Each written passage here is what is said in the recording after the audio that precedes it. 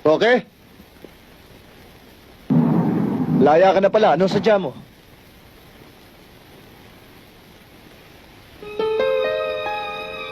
Huwag mong sabihin hinugot ka na rin ni Acosta.